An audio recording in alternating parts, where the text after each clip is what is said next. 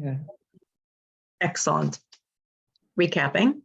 That every week you read the Torah portion and we have a Haftarah portion, which actually means like extra or leftover or something like that. That's what the source is and of the word. And remember, we have maftir, that last aliyah on Shabbat, as well as on Chagim, on Yom Tovim. We have an extra portion at the end. Usually it's the last aliyah, repeated or a little part of it. And then there's a Haftarah portion, Haftarah, which connects in some way. I mean, it always connects in some way. Usually it connects to the Torah portion. There are exceptions to that rule. And here's the rule for the Haftarah.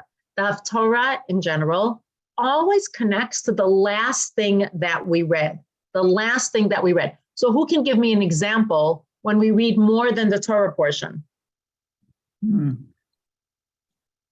Any example? It's not a trick question. When we say, Don't ask questions. when we say chazak, chazak, that's sometimes the last. That's not a Torah. That's not a portion we read from the Torah, though, Judy. I mean, I appreciate what you're saying. We say chazak, chazak, but we're not going to have a whole Haftarah on the right. That's not an aliyah. That's not something that's something that the congregation says in order to go forward. Although that's very beautiful. Thank you, Vivian. I think it's when there's a Rosh Chodesh or if there's another holiday of some time, and there's often an additional portion that's read from some other part of the Torah.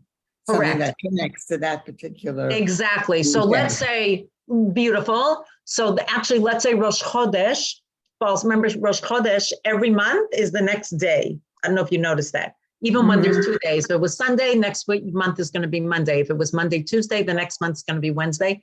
That just has to do with how many days it takes to get to the new moon.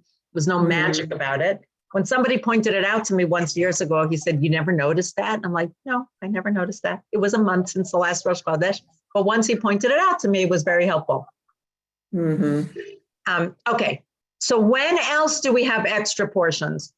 Parsha Shekalim. Nice. Arlene, welcome. Arlene, what's your last name, if I can put it in, if you don't mind? Kligerman. Kligerman. Perfect. Is that with an I? Yeah, Excellent. So nice to meet you. I don't know if we've met in person. we have. We have totally met in person. 100%. I just didn't know your last name was Kligerman. All right. So Arlene says, Parashat Shekalim. Parashat Shekalim. Have you ever heard of that? Does that ring a bell? Yeah. Okay, we're going to go into what it is in a few minutes. And another one is Parashat Zachor. Zachor et Amalek. We have to remember Amalek and stamp out their memory. Another one is Parashat Para, about the Para Aduma, the red heifer. And one more, Parashat HaChodesh. Parashat HaChodesh is about Rosh Chodesh. It is read before Pesach, I agree, because it's about the Rosh Chodesh, but it's the first mitzvah that was given to Am Yisrael, to the nation of Israel. And it's about setting up Rosh Chodesh. That's in our hands. We determine when Rosh Chodesh is, when the beginning of the new month. It's true that it's for the month of Nisan, Stuart, 100%. That's true. And we read, by the way, these 4 special parashiot, we read them in the 6 weeks, 6 weeks between Rosh Chodesh Adar, more or less, and Pesach. That's when we read them.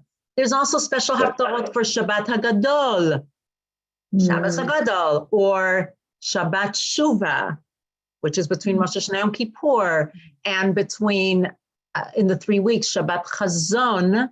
Actually, there's 7 parashiot that are special to the sad time.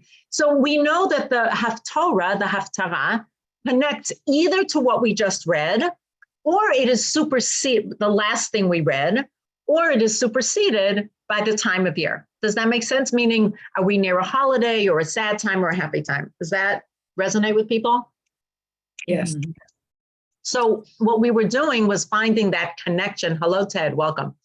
Well, in Riverdale, just like down the street from me. We were working on the connection. Can we connect? And we find connections between the Haftarah, and the parasha. And often it's very straightforward. But as I mentioned 2 weeks ago, I found that just doing that left me a little bit cold. Like I didn't feel that this entangled us with the text. It was more about me teaching frontal teaching, which, I like that, but my preference, people who have taken my class, is that we have a discussion and a conversation. And I think that and that's where I get richness. I mean, I can read books, you can read books, and that's great, and think myself, but it's so much richer when we have a conversation. So the added element that I'm going to start adding is, where does this connect for us in our own lives? Because if the sages set up the Haftarah, they didn't mean it for just them, for just Jeremiah yelling at the people, for just Yeshayahu, Isaiah. They meant it also for us to be relevant. It's to be relevant for us at any point in time. So that is the extra question that I would like to leave hanging in the backs of our minds as we go through this class. Are we good with that? Is that good with people? Okay, great. What are we reading this Shabbat? Who knows? Not a trick question. Mishpatim. Hatim. Team. Yirmiyahu. Yeah, we got it, Stuart. Thank you. Mishpatim. Oh, hi, Phyllis. I don't know if you heard what I said, Phyllis. Okay, good. If not, I was going to say Ted could tell you. So Mishpatim, and what is Mishpatim about in one sentence? Anybody? No? Rules and Pause. regulations. And the rules. Between, Yep, we got it. Rules and regulations, or putting work clothes on how we should live as Jews. And it's all sorts, it's 53 laws about damages, about responsibility. We are not going to talk about that. And why are we not going to talk about that? Because we read something else this Shabbat, as Stuart pointed out. We read Parashat Shekalim, Shekalim. Now, who knows? Anybody here know what Parashat Shekalim is about? Right. This allows me to take a bite of soup. Mhm. Yes, Vivian. They're counting the people. So they give a half shekel and then they count that. And they know the population of the people. Great. That is exactly one of the purposes, 100% of Bigmei Shekel. By the way, I just want to modify what you said. It's not counting all the people, No, the men. the men and the men, 20 years and up. 20 to 60 Those who maybe. could be soldiers who could fight. Right, 20 to 60, I think it is. Although for this purpose, anybody know what the shekalim, the half a shekel, that's what it was. Anybody know what the half a shekel was used for? For the basement, for the. Wait, one at a time, guys, one at a time. Raise your hands or just one at a time. Milton. It was used to support buying carbonas, etc., for the Beis Hamikdash, and before that, the Shulchan, the Mishkan, you mean? Mishkan, yeah. Right, the Mishkan is the precursor to the Beit HaMikdash. It's the tabernacle which moved along in the desert, but everything that was done for the Mishkan was also replicated afterwards in the Beit HaMikdash, in the temple, which the more beautiful one is Shlomo. The first temple, the second one was still, it was similar, just much less grandiose. Okay. So you said, Milton, it was used for korbanot, for offerings, but it was used for very specific offerings. Does anybody know which ones they were used for? A category of offerings. If somebody sinned and wanted to bring a korban in unintentionally, and let's say wanted to bring a korban chatat, a sin offering to repair, whatever that means, because we don't do that nowadays, so it's a little hard to understand, but wanted to bring something to God to say, I made a mistake, I'm sorry, I'm atoning and giving up money. Would the half a shekel cover that? no. No, Arlene. Communal. Thank you. Communal, exactly. So it's kind of beautiful that this half a shekel that everybody gave, all the men, just want to put that out there. I mean, we don't have to keep repeating it all the time. But at the time, certainly the men were the ones who headed the families and represented, I guess, something or ownership. And they were the ones who had control generally of the money. But it does count the people who were useful towards the army, as Vivian pointed out. It was not the Kohanim and Leviim, not the priests and the Levites. So the half a shekel was useful in so many ways because it counted the number of men who were available, and it also gave money towards a communal pot. And this started on Nisan, Rosh Chodesh Nisan, when the new pot was needed.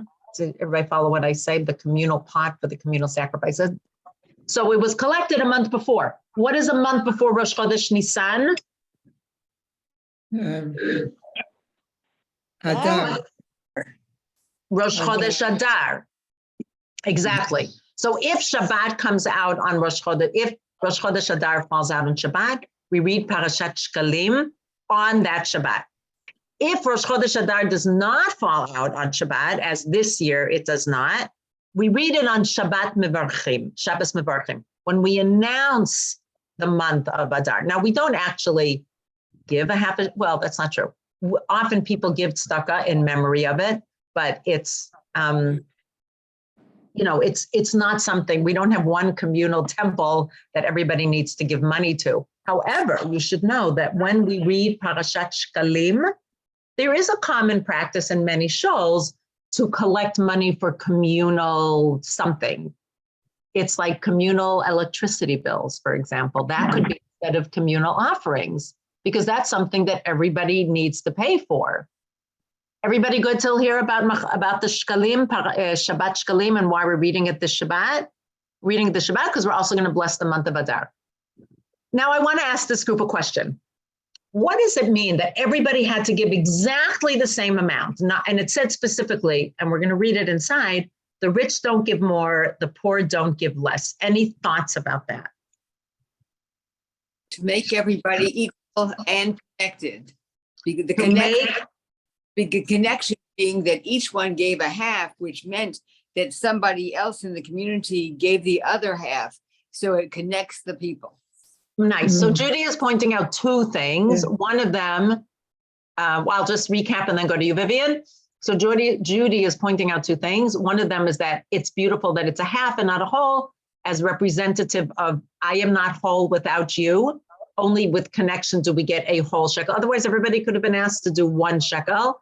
And sorry, and that there's something about normalizing, equalizing, because obviously people have more money, can offer more to the shul, and somebody else could feel less, what would be the word? Less valued. Less value.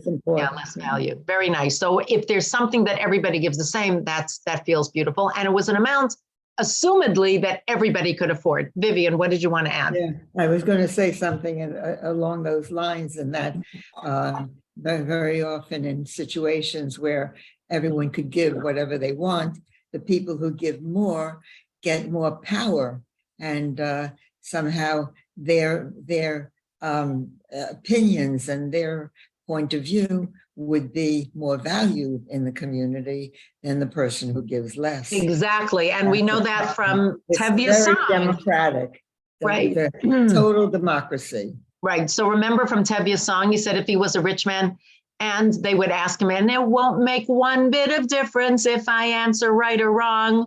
When you're rich, they think you really know. So people ask people of wealth all sorts of questions that they may or may not know about, which reminds me of, celebrities who give their opinions on all sorts of things that have nothing to do with being a celebrity, but people follow and listen to them because of their fame and power.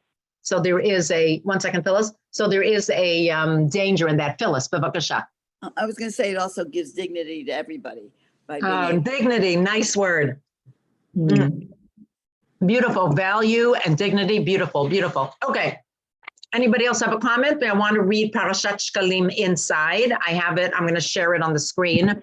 But for those who find it easier to look it up, or somebody like Stuart who's on the phone, or somebody else on the phone, it is in Shemot, Exodus, chapter 30, verses 11 to 16. Exodus, Shemot 30, 11 to 16. I created a source sheet for us, which I'm about to share. And for those who wish to speak, either raise your hand virtually or just say, excuse me, just so we don't all talk at once. But I want to make sure that if anybody wants to say something, please Don't allow my speaking to stop you. Please make sure to interrupt me. I don't always get to see everybody's faces. Everybody able to see the screen? Should I make it larger? Good. It's good? Mhm. Or make it larger? We're good? Larger. Larger. Okay, let's see how that Mhm. works. Mm. Is that better?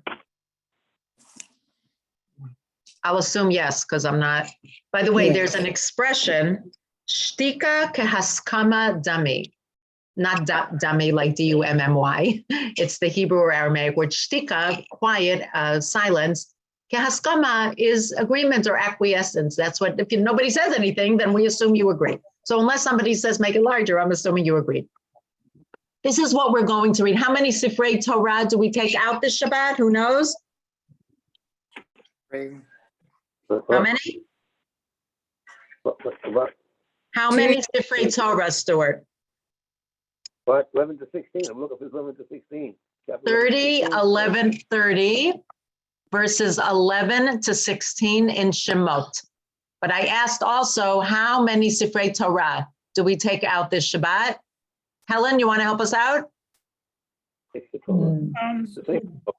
Shh. Helen, Take the Torah. We take one for the Parsha, one for the Parsha, one for Shabbat Shekalim, and then right? we also take one out for the Blessing of the new month. blessing of the new month. No, we don't. That's only if it is Rosh Chodesh. Just for the blessing, there's a prayer that we say. And often people who lead it, thank you for mentioning that, people who lead it will often use a tune. Like I could imagine whoever's blessing the new month in HIR will use, let's say, Mishem, Mishem, Mishem, Mishem, Mishem, Mishem, Mishem, Mishem, right? They might use that tune, or they might use a tune for Shoshanat Yaakov, which are songs associated with Purim. But no, we don't need a separate Sefer Torah. So we have two Sifrei Torah coming out. By the way, just a short question for this group. Why wouldn't we just use one Sefer Torah? Why not use one Sefer Torah? Why use two? Any You have- thoughts? You have to scroll from one place to another. You have and to it would be roll. an- and it would Milton, be- yeah. Thank you, Helen. Milton. It's a tircha de tzibor. Nice. Tircha de tzibura. Tircha means a bother or annoyance. Tzibur is the audience or the community. A tircha de tzibura, it's tircha de tzibur, just in Aramaic, which comes from the Gemara probably, means that it will be a bother. So if you're sitting there, and the truth is, to roll from mishpatim to shkalim is really, really, really, really short. Because kitisa is, right, we're reading this, I don't remember, excuse me, which chapters, I don't have it in front of me, but Mishpatim is only two parshiot before kitisa. There's Truma Tetzaveh. But it doesn't matter. We don't take the time to do that because once we make a rule, we try to follow it always. So if somebody only had one Sefer Torah, it could happen. It certainly used to happen. Today, congregations are often either more wealthy or somebody is willing to donate. If you only had one, of course, you would roll it. You wouldn't have a choice because you have to read it from the Torah. But if you have the option, you always want to take out another one. And that's why sometimes we take out three. For example, if it is Rosh Chodesh, and it would be Mishpatim, Rosh Chodesh Adar, and Shekalim, we would have three Sifrei Torah, but that's not today.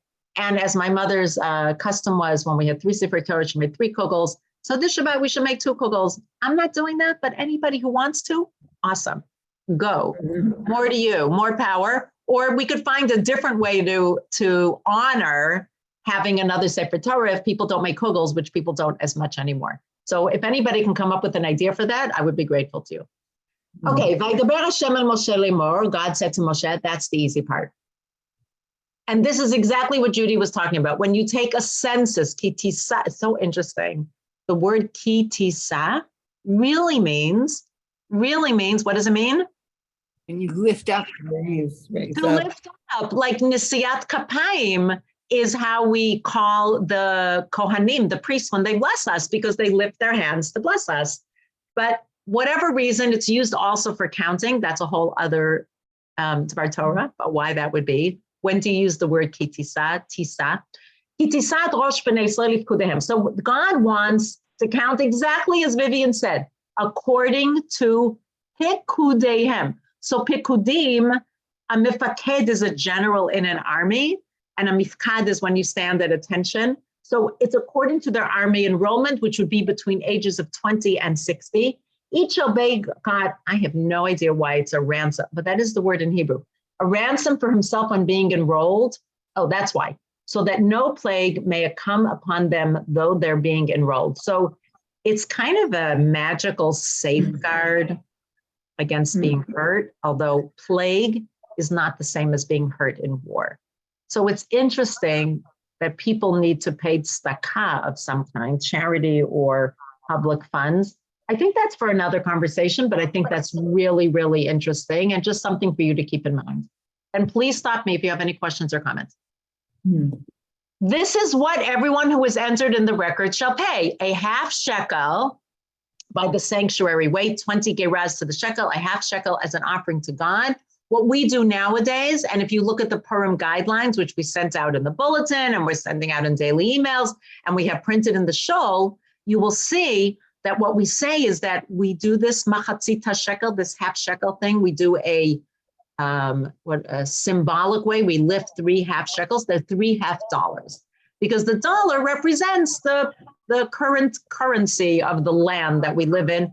Maybe in France it's 3 half francs. I don't know how it works. Or 3 half pounds if you're in England, etc.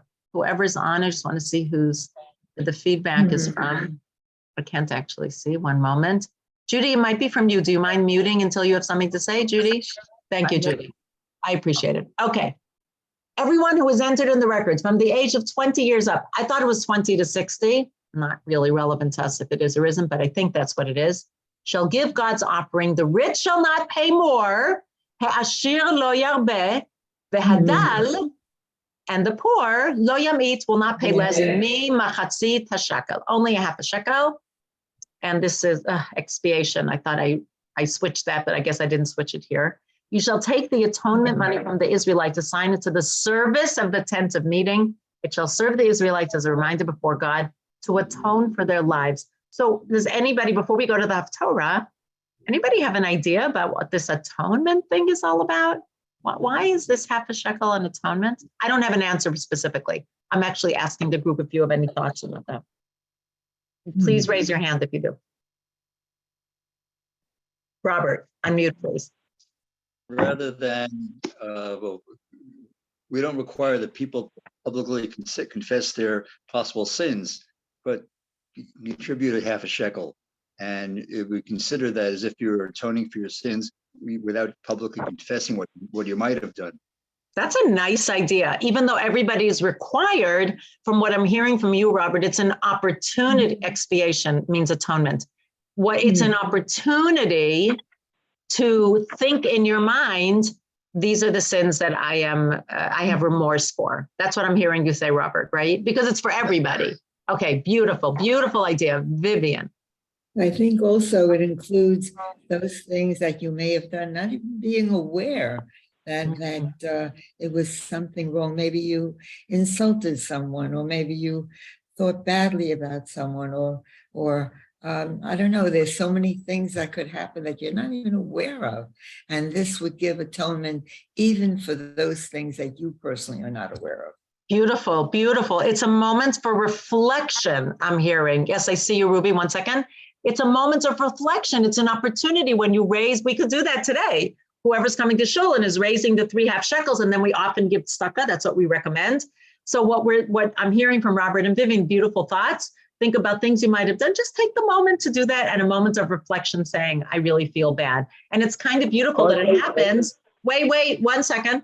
It happens a half a year after Yom Kippur. A half a year after Yom Kippur, and Kippurim is like Yom Kippur is like Purim, right? You hear the word inside Yom Kippur. So this is a little bit, not just joviality, if that's even a word, and levity, but also thoughtfulness. Ruby. Wait, Stuart, you'll be after Ruby. Yeah. It's an emphasis that this is a communal effort. Yes, say more. I think I'm going to leave it at that, but it's not just that individual atonement, but we're part of a community, and let's think of ourselves like that. Beautiful. Beautiful. Let me just take a moment to think about that. So another way, another lens, I would say 2 parts because it's the flip sides. If you take the shekel and flip it on its side. So part of it is being part of community, as Judy pointed out, or other people also, I'm sure. And part of it, Ruby is saying, maybe we need communal atonement. Maybe we didn't handle something so well. We want to do better. Stuart and then Ted. Stuart Olson. Yes. What happens toward the end of the Parsha? I'm sorry, what happens at the end of the Parsha? Of I think Kitisa is the Egel, and what does he say to Moshe? I'm gonna wipe them out and start all over again. Moshe says, no, count me out. That's what Moshe says, right? Yeah. He says, count me out. Yeah. Because the plague and all that stuff happens. So the first part of it is a preamble to the second part. Got to smash the tablets. Got to go up again. All these things happen. So yes, although. Yeah, but what you're saying, Stuart, it should have been an atonement before, but they didn't take it seriously enough, and they made the Egel, so they still got a plague. That's right. Okay. Yep. Thank you for pointing that out. That's really beautiful. Ted. Rabbi Steinsaltz has an interesting explanation. Yes. He says you're not supposed to count people, as we know, not 1, not 2, not 3, but here we're taking a census so that the shekel, the half shekel, atones for having taken a census. Why is it that we don't want to do a census? What is that about? People like, I know in Haredi, especially, how many grandchildren do you have? Oh, can I Nahara, or I don't want to count. I even know that when, you should know, I have people in my own family who are Haredi, and when I say, when is your daughter due? They won't tell me. They just won't tell me. Well, that's part of that is superstition, but part of it is also that remember when David conducts a census, he's not supposed to do that. There's a plague. No, I agree with you. I just don't. I don't quite get why. I agree. You're pointing out exactly. So that's something to ponder that we need to. I'm just putting in my headset. Just give me a minute so that I hear everybody better. Okay. All right. All right. Thank you, everybody, for that thoughtfulness. I am going to switch now. Somebody, who am I hearing? Nope, they went on mute, I guess. Okay, great. I'm now going to share, what would we imagine? Remember, we already said that the Haftarah is going to be connected to the last thing. Could everybody mute, please? I'm getting feedback, which is very disturbing. Vivian, do you mind trying muting? Oh, I think it might have been you, Vivian. Okay, not your fault, just happens with the hardware. So we said it's going to have to do with Shekalim. So we're going to look for something that connects to the taking of the half a shekel, okay? I just want to say, 1 minute. I'm going to give you some backgrounds about got a lot of books in front of me as usual. A background for what we're going to read. We're actually going to read about a tax, right? This is a form of a tax. It's a story that connects because it's a form of a tax, but not a half a shekel, but something in the neighborhood of that everybody was asked to do. And the beauty of the story is that the king at the time noticed that it wasn't being collected properly or wasn't being used properly, the money. And we're going to read about that. But let me give you some backgrounds. History is not my absolute forte, so I like to read from a summary. The king of the southern, remember that Israel was divided into Yehuda and Israel at some point, Judah and Israel. When the king of the southern kingdom, Ahaziah, was killed, it's pretty awful, so brace yourselves.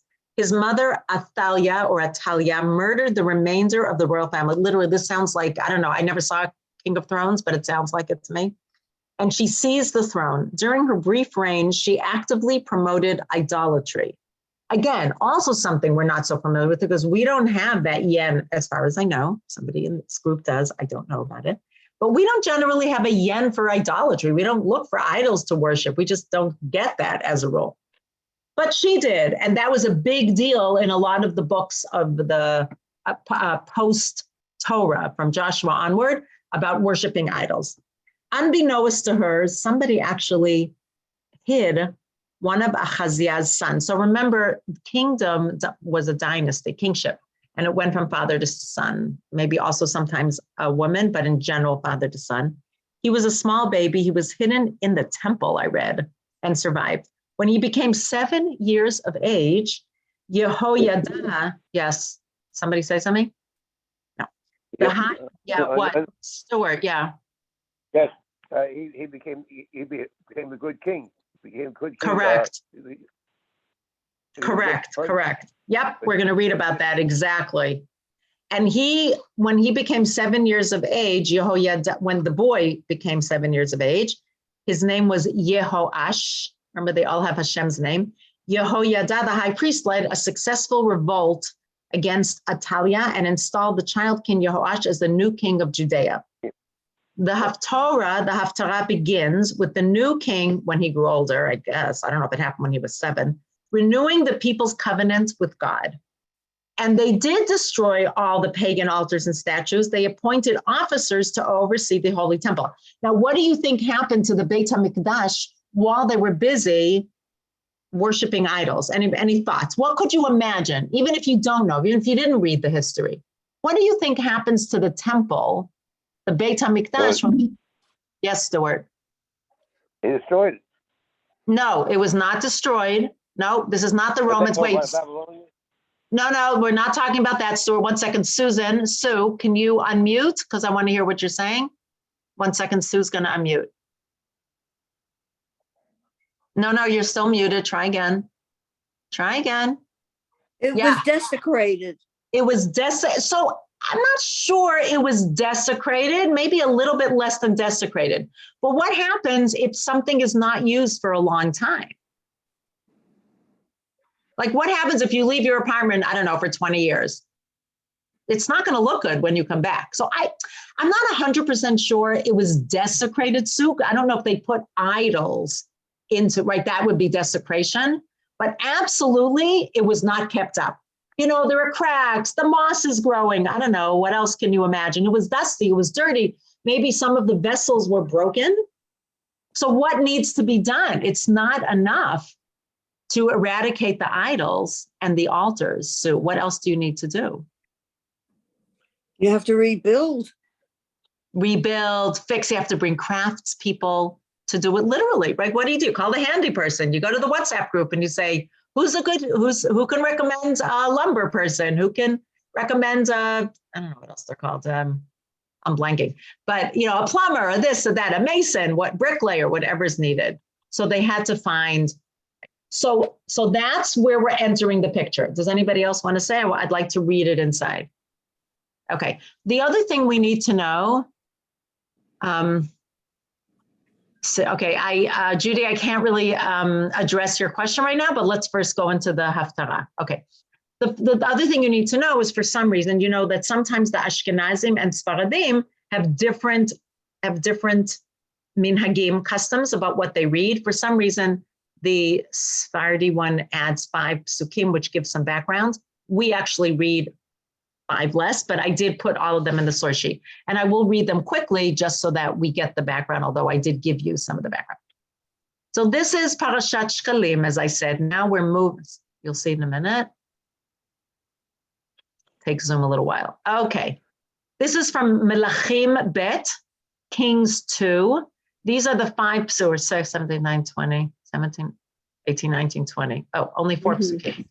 Yehoiada Solemn, I have no idea how to pronounce it. Solemnize the covenant between the Lord on one hand, the king and the people on the other, as well as between the king and the people. So God, king, and people, that they should be the people of the Lord. They went to the temple of Baal. You know, all they needed was a leader to take them in hand and to convince them, let's go back to worshiping God. They were missing that. They were missing a leader, as Stuart said, who was a good king, who was willing to bring them back, willing to maybe take them out of their comfort zone. And just, you know, it's hard to pull a whole bunch of people, but he was able to do it, which he's such a hero. They went to the temple of Baal, they tore it down and smashed its altars and images to bits, et cetera, et cetera. And Yehoiada, the priest, then placed guards over the house of the Lord. He took chiefs of hundreds, etc., etc. They escorted the king from the house of the Lord into the royal palace. He ascended the royal throne. All the people of the land rejoiced. The city was quiet. Ataliyahu was her name. As for Atalia, she had been put to the sword in the royal palace, meaning she was killed. That part we will not read, but that's the background that I'm giving you. Now let's go to what we will read, which is from Kings 2. It's the next pasuk. Chapter 12, verse 1. I'm sorry, friends. I just have to get a drink. I'll be right back.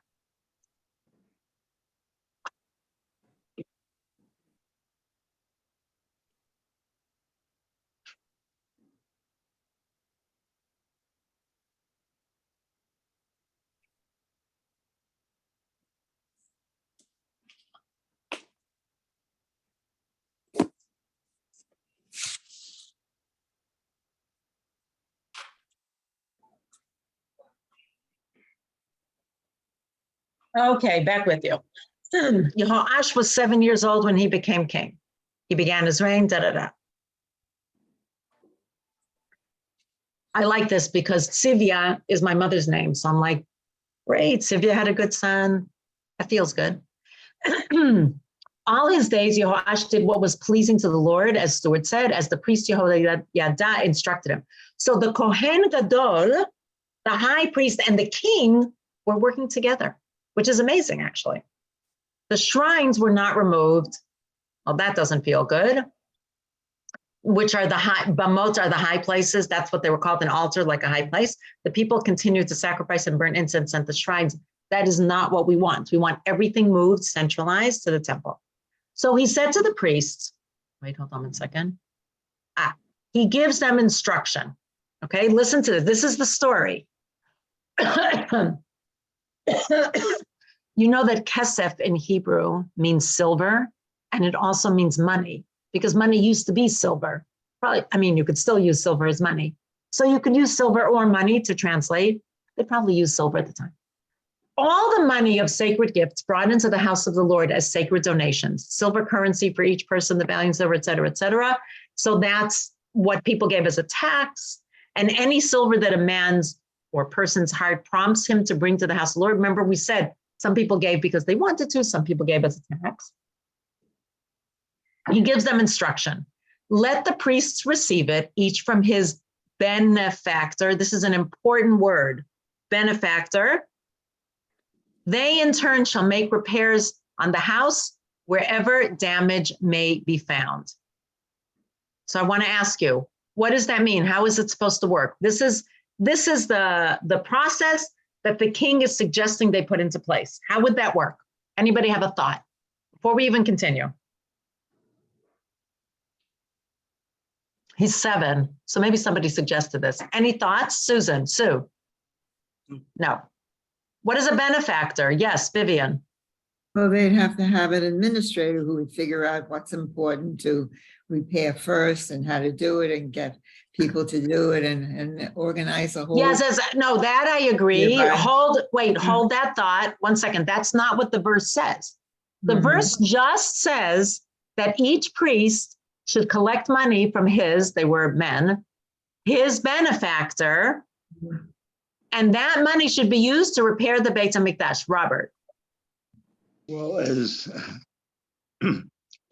his benefactor was whatever rich landowner could donate money. Yeah, benefactor are your peeps, right? The people who believe in you and support you. But that means they have to do fundraising. Right? What's a benefactor, right? He didn't say take it from the taxes. Now, what's the danger in doing that? Or what's the what could be the flaws? I would love this group to think about it. What could be the flaws in depending on the priests bringing in money from their benefactors? Undue influence. Bribery. Bribery. Oh, you mean undue influence of the benefactors on what happens? Oh, which goes to what Vivian said. She said you have to appoint people. Doesn't say anything, but maybe those who bring in large donations would say, we need to fix this first, or let's put my father's name on that because that feels good. Milton. Yeah, it could be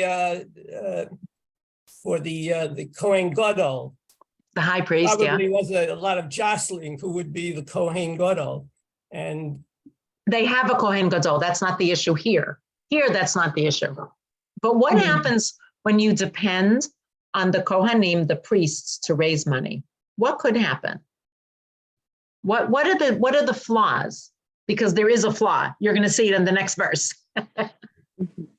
Well, what if somebody like isn't a good fundraiser? They're not good at it, or they don't feel comfortable. Or what if, as Vivian, yes, Ruby, what do you want to say? Unmute. It might take away from the priest doing other jobs if he's going to be raising money. Yeah. Also, I didn't even think of that one. That's a new one for me. Yeah, it might take away. Like, also, is that really their role? I mean, I feel a little uncomfortable with that, a little bit. Yeah.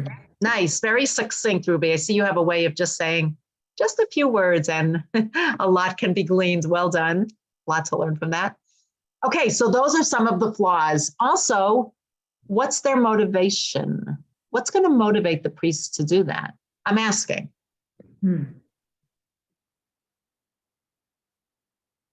Or really, I'm asking a little bit rhetorically, I guess. Okay, so now let's go back to the Haftarah and see what really happened. 23 years later, so he's now 30, sorry, it takes a little while. But he's now 30 years old, right? The 23rd year, it was found that the priests had not made the repairs on the house. Lo chizku kohanim et bedek habayit. So he, as a good king, who cares about the Beit HaMikdash, he was waiting for it to happen, it didn't happen. He summoned Yehoyadan, the priest, and said to them, why haven't you done that? Why have you not? Now, again, this was a little bit of a rhetorical question because he didn't really wait for their answer. So now he has a new plan, and I love this plan. Now, do not accept money from your benefactors anymore, but have it donated for the repair of the house. Meaning, we're now going to circumvent the middle people, the middlemen, the priests. We're going to have people directly done. You know what? This is what I love. He tried one thing. It didn't work. Instead of banging his head against the wall, he was 7. So I could imagine that it took him a little while to grow and to mature and to see what was or wasn't working. But he really cared. He really, really cared. And maybe some years it was a little better and some years a little worse. But after a while, he realized this is not working. And I'm going to come up with a new plan. Maybe it took him a few years to come up with a plan. I don't know. So the priests agreed that they would neither accept money from the people nor make repairs on the house. This is what Vivian was saying. Let's appoint a committee to do it. Because also the priests, they're the ones who work in the Beit HaMikdash. So there's a word for it, not nepotism, but what's the word when you have when you have to recuse yourself, right? Is that what you would recuse yourself? I think that's the right word. From a jury, because you have a vested interest.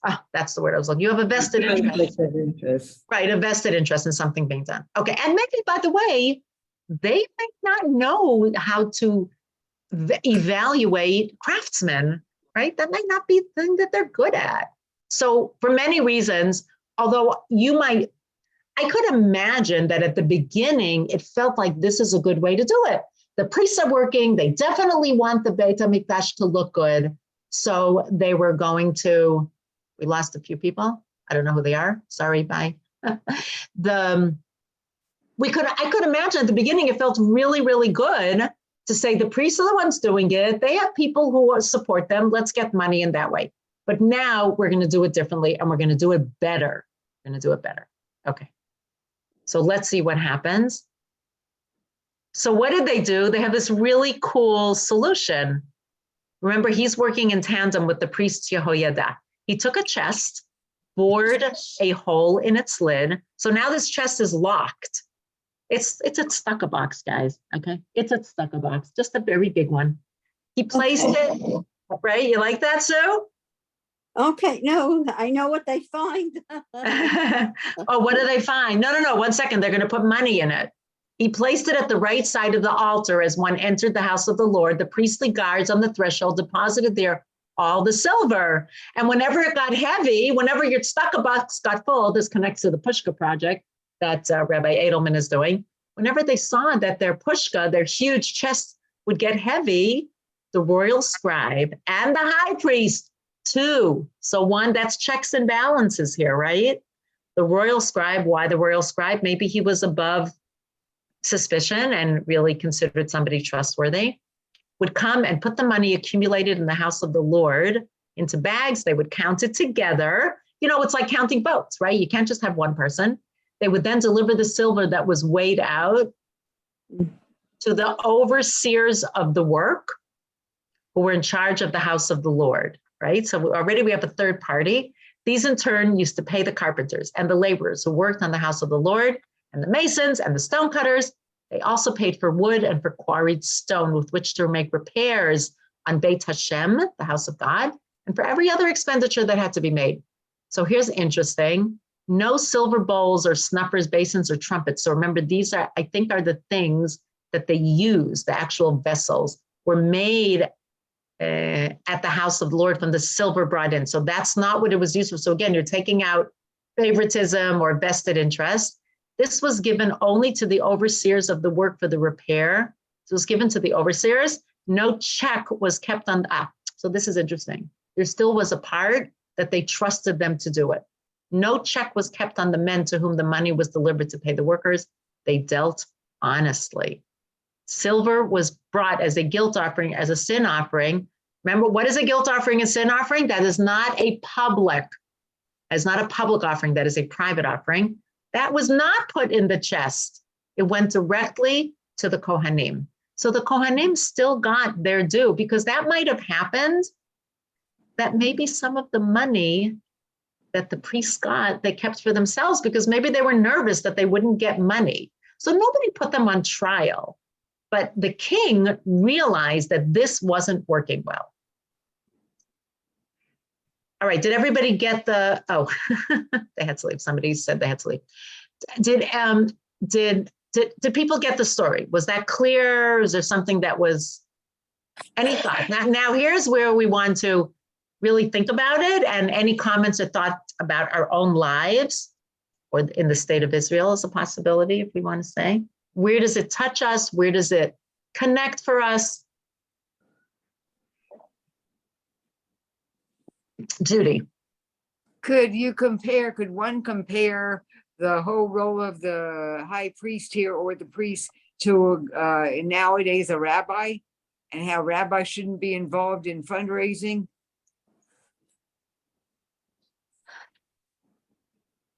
I'm thinking about that. I would love to hear what this group thinks. I don't know if it's possible for rabbis of a shul, at least, or somebody who has a project. I don't know if it's possible for them not to be involved. It would be nice, but they're the most passionate about whatever they're doing. Look, I'm passionate about one of the committees, one second, Judy, but one of the committees that I started, which I call the Jews of Color, which is now called One Community Celebrating Diversity. I'm passionate about it. I care about it. My committee cares about it. So I applied to the UJA for a micro grant.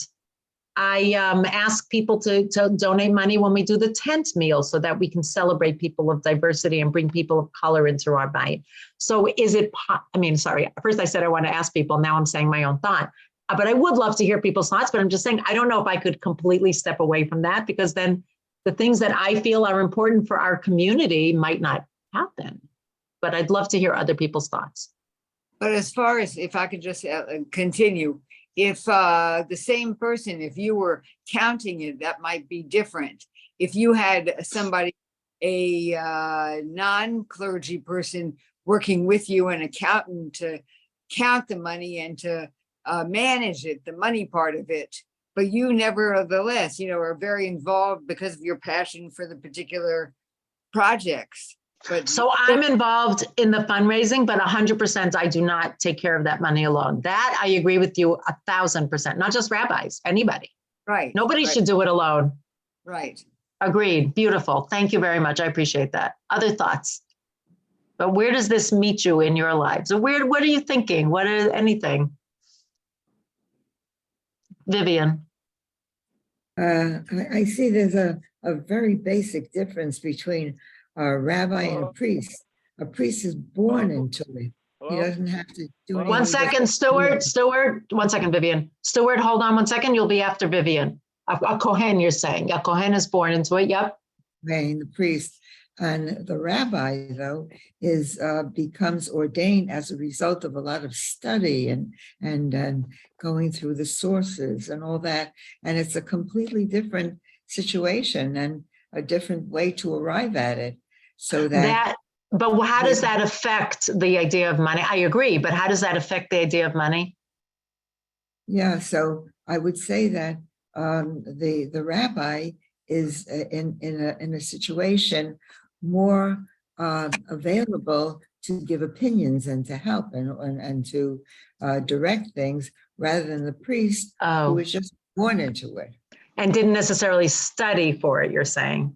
They're taught by their parents. Although you should know, that's interesting. The Kohanim, the priests, actually, remember, they had no holding in the land of Israel, no agricultural holding. And there were so many of them that they only worked 2 weeks a year in the Beit HaMikdash. And the rest of the time they were teachers, or they're supposed to be. So that's interesting, but I appreciate that. Stuart, what do you want to say? Stuart Olson, did you have something to say? Stuart, did we lose you? You're there. Okay, Stuart, when you're ready, please speak up. Anybody else? Thank you, Vivian, for that. Any other thoughts about Parshat Shekalim, about the tax, about any, Sue, something? No? No, okay. Thank you. Thank you. I just like to check if somebody's unmuted or said something. Any other thoughts? One other thought. Yes, Judy. Okay, like today, we have people saying we shouldn't have taxes or we should have taxes. Did they have infighting then too? Yeah, how could we? Yeah. You know, dues to a shul would be considered similar to the taxes. Now, it's not 100% similar to machatzita shekel. First of all, we have different kinds of membership. There's virtual membership. I don't know how that works money-wise exactly, but because again, that's not as Judy pointed out, that's not exactly what I take care of. I mean, if I need to, I'll find out about it. There's associate membership if somebody's a member in another shul and they also are in our shul. There's full membership. There are people who can't afford the full membership. Ruby, did you want to add a thought? I may be wrong with this, but in the Torah reading, is the money more obligatory, whereas in the Torah, Haftarah. In the Haftarah, it sounds like it's more voluntary. 100%, actually 100%. And that's why I said it's not exactly the same, but it's similar in the sense that you're offering funds for the communal upkeep and repair. But you're right. And it's not clear why it wasn't enough to get this machatzita shekel. That I didn't see. I'm just trying to see the regular maintenance of the so I don't know, because you're right, like the better, I mean, maybe there is no Haftarah that talks about the machatzita shekel, so they found the closest chapter that has to do with taxes. But I agree with you, that is a basic difference. And I think we're all left maybe with that question. Didn't they collect the half a shekel from everybody? In which case they would have had money to repair. So that's not clear. That I'm also left with that question. I don't have time to research it right now, but maybe I'll have time to think about it because that isn't so clear to me why that didn't happen. Let me see if one minute.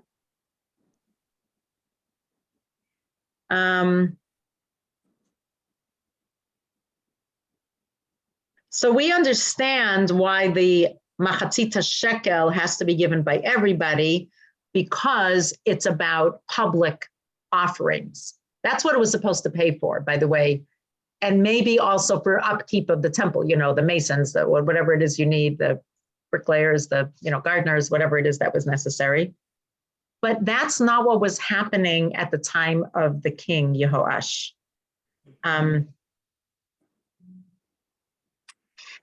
It's not clear because according to one of the articles that I read, it says like this. Okay.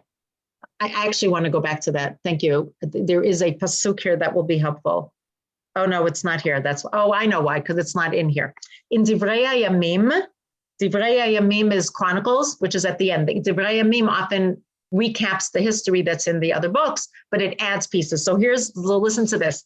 King Yehoash criticized Yehoyada, the high priest, for failing to raise the requisite finance. Why have you not demanded that the Leviim collect the tax of Moses? What's the tax of Moses? The half a shekel. The servant of God from the people of Yehuda and Yerushalayim. In other words, the funds for the renovation of the Mikdash are to come from the annual half shekel tax that goes back to Moshe Rabbeinu. But after the Kohanim proved ineffective in collection of the tax, the king finds a solution that will bypass Leviim and Kohanim. So I wonder if, I'd be happy to pay the half a shekel, right? It's not so much money. It feels good that you're a part of it. But what if we give it directly to a Kohen or Levi, and then I'm not sure that it's really going to go to that? It's because in another place, it says that people gave the money joyfully. So I think there's a little bit of a mushing here between the requisite half shekel and people donated as their heart wanted. So I can't resolve that, but I mean, I could maybe if I spent more time learning it, but thank you for raising that question. But it does seem like people really did pay the half a shekel and maybe more. Nobody would know, right? Because if you put in a few half shekels, nobody would know. But it wasn't used as a census at that point. Only in the wilderness was it used as a census. Further on, it was used to pay for the Beit HaMikdash being repaired. And the beautiful part is, it worked. It worked. This solution worked. Even then, people like pushkas. They want a place to put it in. And it kind of makes you feel good to know that the people in front of you and behind you are also giving it. It's really nice. There's a feeling of community that just happens automatically. It's beautiful. Yes, Robert, maybe the last comment.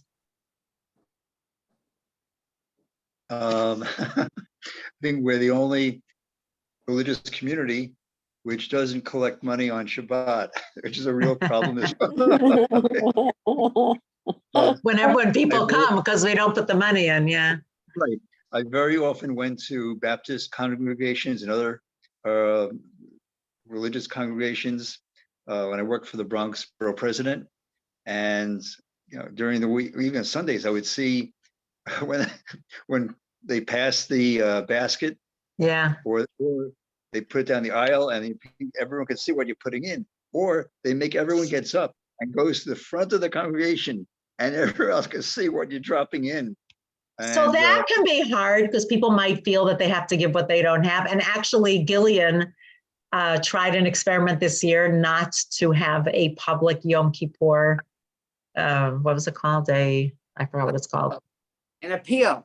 An appeal, because people didn't love it, and it extended the service by about a half hour, 45 minutes, and actually was pretty successful. People still felt that they wanted to give money, Baruch Hashem. We also made sure that the lay leadership and clergy we also give money, would do it ahead of time so we could say that in Shul, and I hope that will continue. So it has positive, and it's also not always, I don't know.